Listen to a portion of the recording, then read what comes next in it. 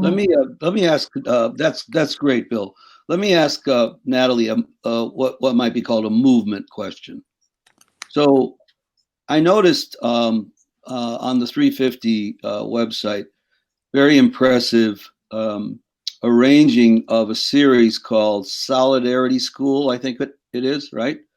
And they're on different topics, and it's all very impressive. And then there's one on November 11th that is something about holding politicians accountable, which is sort of right up your alley, I think. My view, and this is not based on huge amount of knowledge, but my relationship with the environmental groups, environmental community over the years, and I do a lot of pro bono work for the big organizations.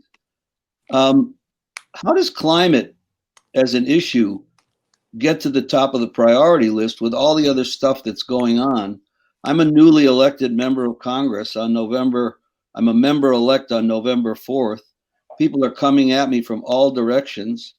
What does the climate movement look like in that, on that landscape versus what more people might consider bread and butter issues, healthcare, education, and so forth? And how do you get climate to prevail as an issue in that noise that'll be going on? Definitely. So, of course, as a newly elected official, everyone wants to meet with them. Everyone wants to talk to them and say, my issue is the most important. My issue is the most important. The thing with climate change is, tell me one thing on Earth that climate doesn't affect. Tell me a plant that it doesn't affect, an animal doesn't affect, a human it doesn't affect. It is the only issue that affects every living thing on this planet. So if somebody says, well, I care more about this other thing, you should care about your health. And I care about the air I breathe that affects my health. I care about the asthma that I've had since I was diagnosed at 3 that has affected my entire life. And so I don't think you can ever separate it. Climate or environment or both is simply your entire world, everything that you breathe in, everything that you drink, everything that you do.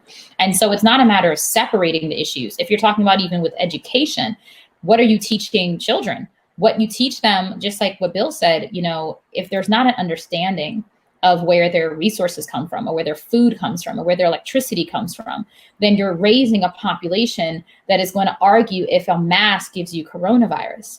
That was happened last week. I don't know if anybody saw that. Somebody texted to me, and that was what Representative Gomer was arguing when came out that he had coronavirus. And he argued from one of the fake doctors or so that Trump had tweeted about, said something about, you have a mask on and you breathe in your own coronavirus that's already there and it gives it to you. It's like, what?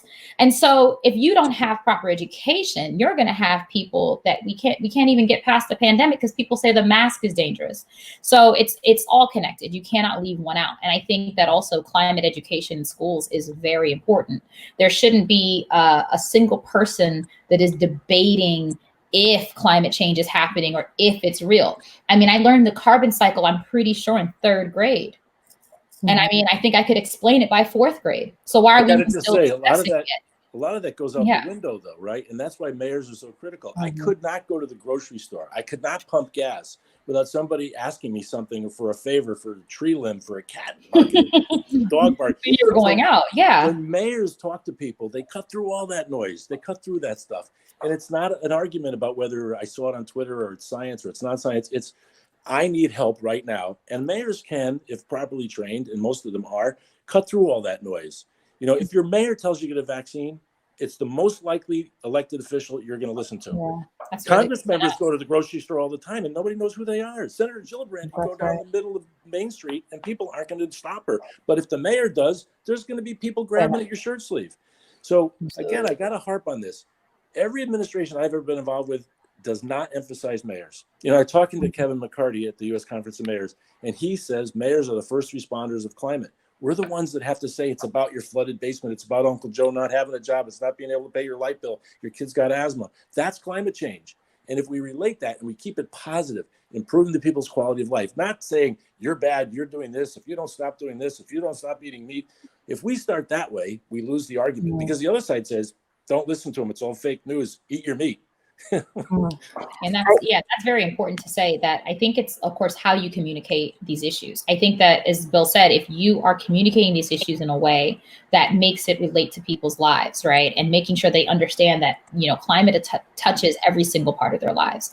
And so I think for me, in terms of what is our plan in terms of holding elected officials accountable after they win, is if we're pushing for an elected official, whether we've endorsed them or whatever their stance is, we already kind of know where they're at when they get elected. We're very much pushing for them to have plans made before, as they're running.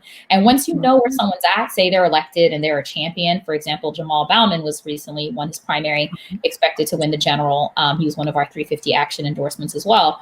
If you already know that they're on the path fighting for a Green New Deal, fighting for clean energy for all, fighting for a just transition, then it's not really so much even holding them accountable. It's helping them fulfill what they want to do. It's coming to them in the first month after they've been inaugurated and saying, look, we want to help you. Here are some bills that you can work on. How can we work together? And what I found is half of lobbying isn't really trying to persuade people as much as it is trying to be a resource for them to help them do what they already plan on doing. And that's really what 350 Action does, is once we help you, hopefully get elected, our C3 side, 350.org, will also meet with you and say, this is how we can work together in the environmental movement. And then for also candidates who get elected who maybe aren't with us on everything, you don't give up on them. You can't. You still need them. There's still a vote that is necessary. And so meeting with them regularly and pulling them in to show ways that they can still be better. And just understanding that this is politics. Not everyone's going to be with you all the time, but as long as you move those who are already on your side to take action, you can actually do enough to make the big difference and get some laws passed.